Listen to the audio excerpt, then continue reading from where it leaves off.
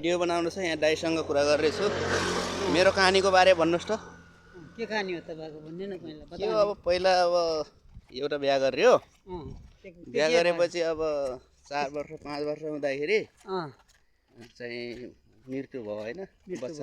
बच्चा जन्मेको 3 दिनको बादमा अनि चाहिँ फेरि